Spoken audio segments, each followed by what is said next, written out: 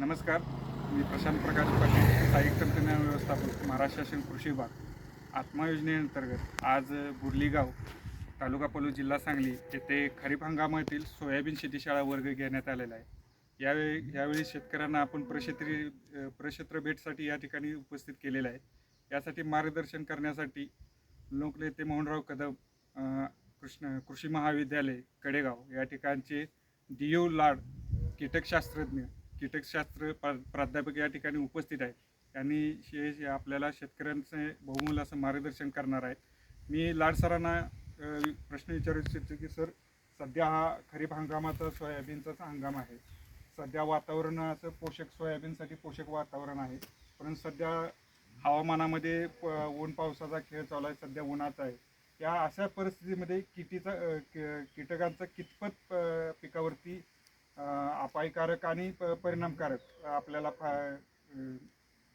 परिणाम होऊ शकतो आणि यातून शेतकऱ्यांना काय कितपत नुकसान होऊ शकतं का फायदा होऊ शकतो, याबद्दल जरा सविस्तर आमच्या शेतकऱ्यांना मार्गदर्शन करा. नमस्कार.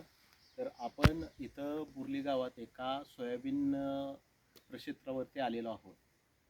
तर इथं भरपूर असे शेतकरी आहेत व आपण पाहणाऱ्या सर्व शेतकऱ्यांना मी असं सांगू इच्छितो की सद्यस्थितीमध्ये आपण जर बघाल तर हा आज जो सोयाबीन आहे याची खूप चांगली वाढ झालेली आहे.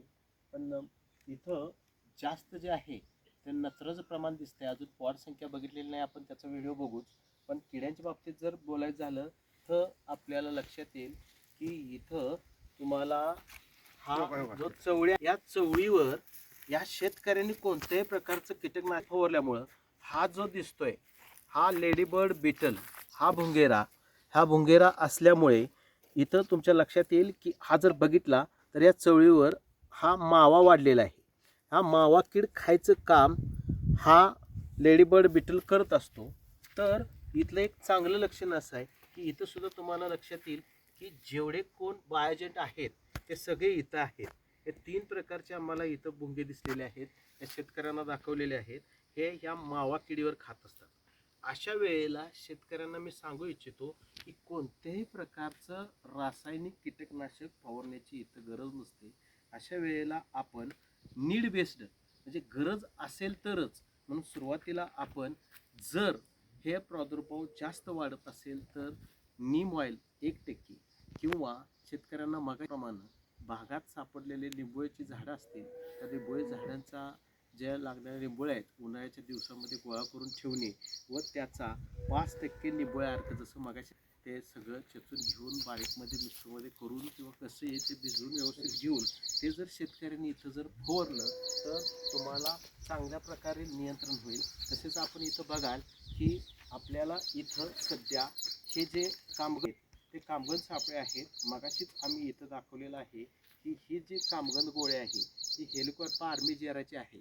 सध्या आपल्याला गरज कोणती आहे त्याप्रमाणे इथं तर प्लॉटमध्ये प्रथमदर्शी वरून पाहता कोणत्याही प्रकारचं स्पोडोप्टेरा दिसत नाही, पण आत थोडीफार जो हेलिकॉप्टर आर्मीजेरा असू शकतो त्याची शक्यता असू शकते.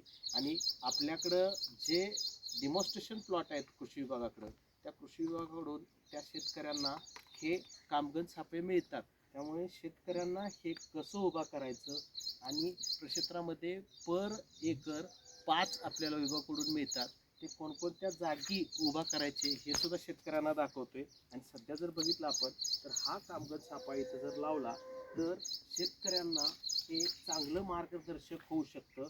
यामध्ये येणारे जे पतंग असतील ते पतंग कृषी विभागाचे जे काही अधिकारी असतील, पाटील साहेब असतील, त्याचे पाटील साहेब, मॅडम, गटके मॅडम, काटकर मॅडम, सर्व पाटील मॅडम, हे ज्या वेळेला तज्ज्ञ मार्गदर्शक येत असतात त्यावेळेला शेतकऱ्यांनी यामध्ये सापडलेले जे पतंग आहेत ते फक्त त्याचा आकडा विभागाला सांगावा आणि त्या आधारे जर गरज असली तर औषध फवारणी, जसं मगाशी सांगितलं नीम ऑइल असेल, NSK 5% असेल, आणि त्यातूनही जमत नसेल तर ह्या आत्ताच्या वातावरणामध्ये इथं काही जागी आम्ही फिरून बघितलंय, न्यूमेरिया रिले नावाची एक बुरशी आहे, तीच आहे. आणि त्याला एनकरेज करण्यासाठी किंवा त्याला सपोर्ट म्हणून आपण शेतकरी बांधवांनी मेळाला द्या वगैरे इथं फवारला तरीसुद्धा शेतकऱ्यांना चांगलं नियंत्रण मिळू शकतं.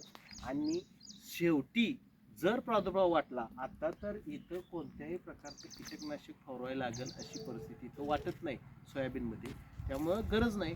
पण जर गरज वाटली तर जे शासनानं सांगितलेली, विद्यापीठाने सांगितलेली जी कीटकनाशके आहेत, ज्या ठराविक प्रमाणात ज्या वेळेला कीड दिसेल त्याच वेळेला शेतकऱ्यांनी फवारावी.